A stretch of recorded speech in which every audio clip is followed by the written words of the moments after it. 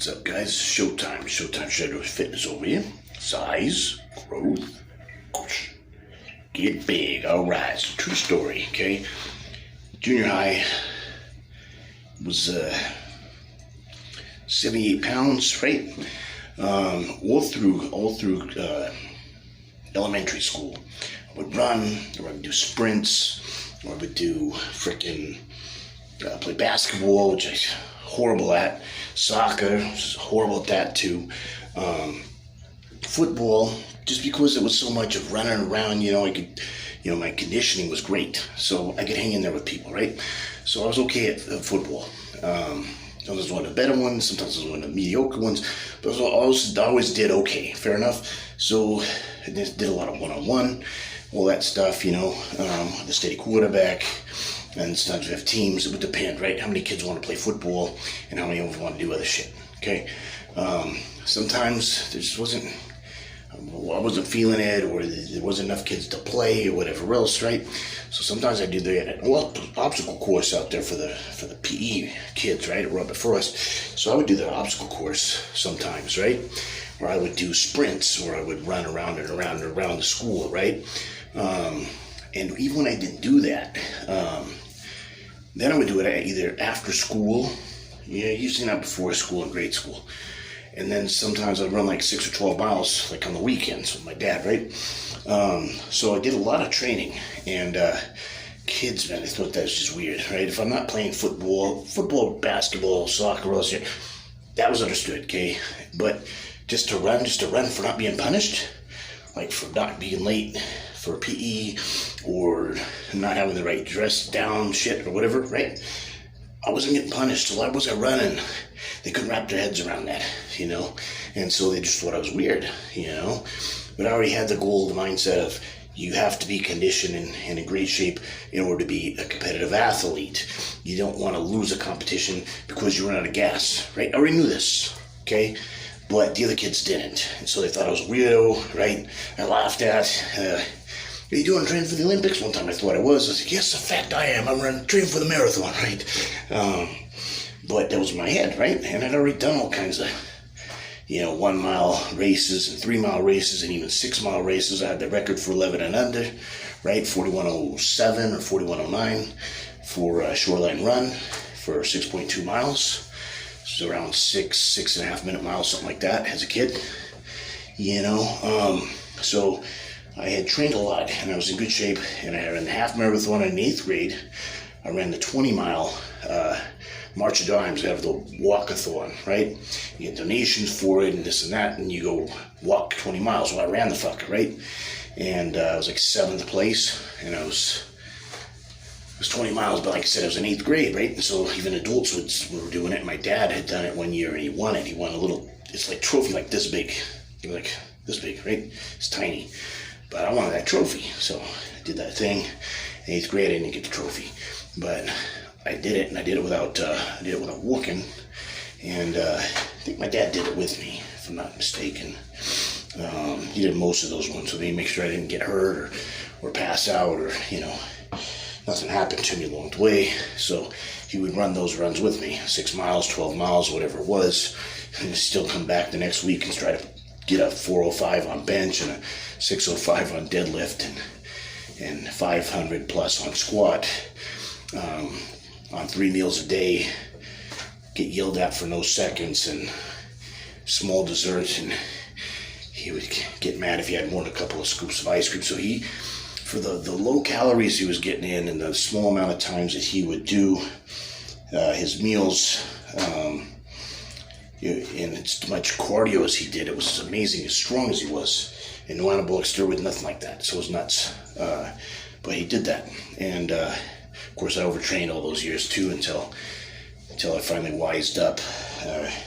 Sometime in college, like in the 90s, that's when I finally got smart about it, and T-Bone and Steve taught me to do everything once a week, and taught that to my dad, and he blew up overnight. He got a lot stronger, a lot faster. In his 40s and 50s is when he hit his prime, whereas he would have done that in his 20s or 30s if he'd have done it right a long time ago. But anyways, my point is, if you can if you can do things like you're slow or you're weak or whatever else, right? I was one of the slower kids in school. So if you work on it, like when I got to college, I had like a 6'1" 40 in high school, and I had a 5'8" when I first got to college. Well, you're not going to get playing time with that, right? So I worked with a guy named Stacy Edwards. He was a good kid. He was from Pasco High School, same as me, and his little brother Eric. There was a guy that had pulled 495 on the deadlift, and so I went, or 500, and I went try to go 505, and I missed it. I got like 3/4 of the way up, right? So the name goes up on the school board if you get it. Well, I was only like $160, right? And for that weight class, that was what the record was. I almost got it, not quite, and then, but when I decided I want to go for that record, my record was only best was like 350 or 405 or some shit like that, right? So it was a big jump, and but I had it in my head I want to go on that board, and my strength just skyrocketed, and I got to the point where I almost fucking got it. I got a half, 3/4 of the way up, I got stuck, couldn't get any more, and then Stacy Edwards' brother, a year or two later, comes in and he breaks it, and he gets it 505, and he went up on the board. Okay, so Stacy at the University of Montana Grizzlies, he taught me how to run, right? Fast, not far, right? Because I did a couple of marathons in high school even. We did a cancer fundraiser, and I did the first 105 laps, or 104 laps, or whatever it was, 105, which was 26.2 miles. And I did that 2 different times, junior and senior year, right? And so yeah, so I was used to running at 4, but not fast, fair enough. So 6'1" 40 in high school, 5.8 in college, and the coaches taught me some footwork stuff to do so I could be a better linebacker. And then of course the Stacy Edwards helped me get that down to a 4.95, so almost a full second off of my 40 time. So no matter how slow you are, if you work on it, you get faster. I'm not saying you can be a world champion runner, right? If you're slow, right? But you can get better, you can get faster. If you're weak, with weight training, you get stronger. I'm not saying you're gonna be a world champion, right? You might. Who knows what's really in your capability if you really put your mind to something, right? Because the guy that is one of my very good friends, he was the strongest bench presser in the world, was not the strongest in high school, fair enough, but he's the strongest in the world now, okay, because he wanted to, and because he believed in himself, and he was willing to do whatever it takes to do it. But worst case scenario, you can get stronger. That's still a win, right?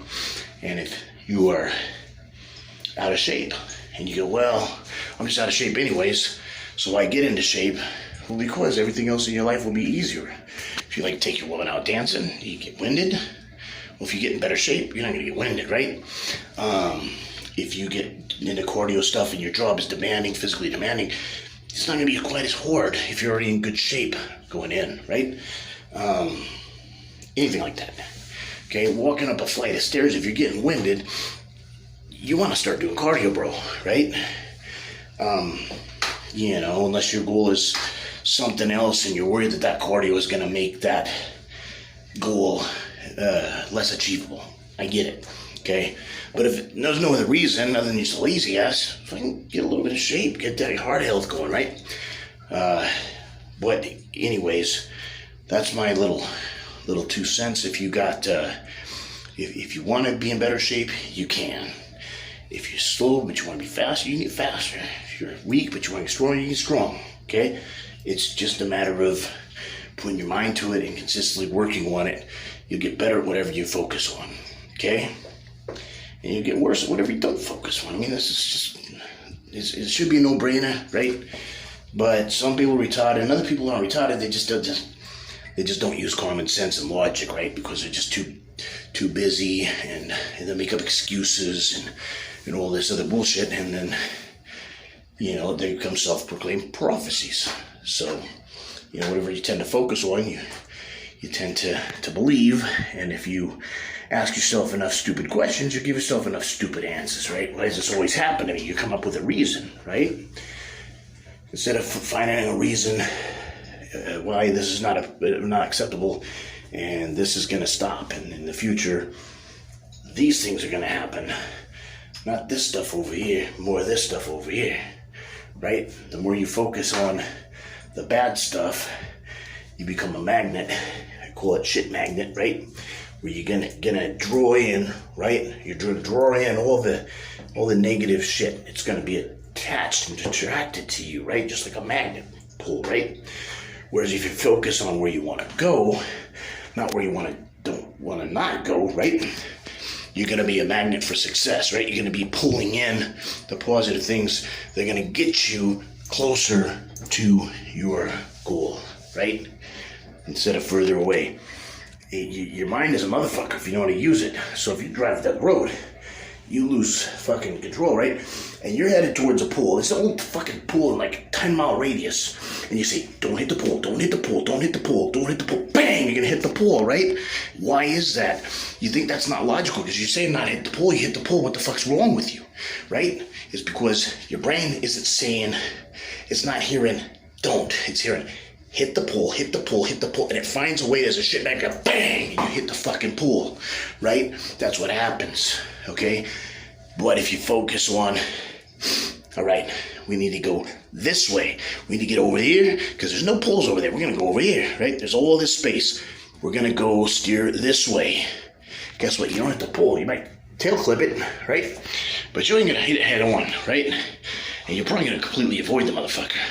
Because you're going to go this way, or you're going to go this way, and you're going to say, fuck you, pool. And you're going to go away from the pool, right? Away from the pool, not towards the pool. And that's why some teachers, parents, coaches can be shitty ones, because they say, don't do this, don't do that, don't do that, don't. So the kid does it. Well, why the fuck did you do that? Because it's subconscious. Do this, do this, do this. They don't hear the don't.